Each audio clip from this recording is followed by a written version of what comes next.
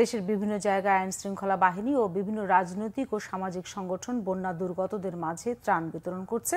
বিস্তারিত ডেস্ক রিপোর্টে।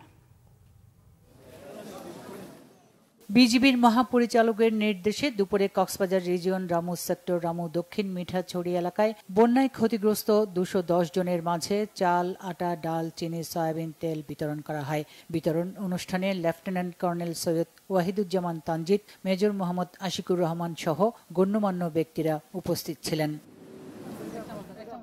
ফেনীর বিভিন্ন এলাকায় বন্যার্ত 400 পরিবারের মাঝে চাল, ডাল, তেল, বিশুদ্ধ পানি সহ নিত্য প্রয়োজনীয় ত্রাণ সামগ্রী বিতরণ করেছে র্যাব 7।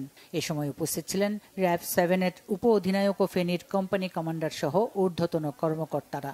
আশ্রয় কেন্দ্রগুলোতে র্যাবের পক্ষ থেকে রান্না করা খাবারও সরবরাহ করা হয়। ঝিনাইদহ জেলা বিএনপি দেশের বিভিন্ন জেলায় বানভাসী মানুষের জন্য ত্রাণ সংগ্রহ করছে। মঙ্গলবার সকাল থেকে বিকাল পর্যন্ত শহরের পায়রা চত্বরে অবস্থান নেয় দলের নেতাকর্মীরা।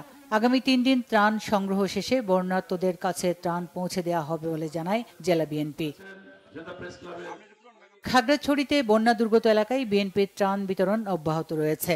সকালে খাগড়াছড়ি জেলা বিএনপির সভাপতি ওয়াদুদ ভূঁইয়ার পক্ষে জেলার 3 শতাধিক পরিবারের মাঝে নিত্য প্রয়োজনীয় ত্রাণ বিতরণ করা হয়।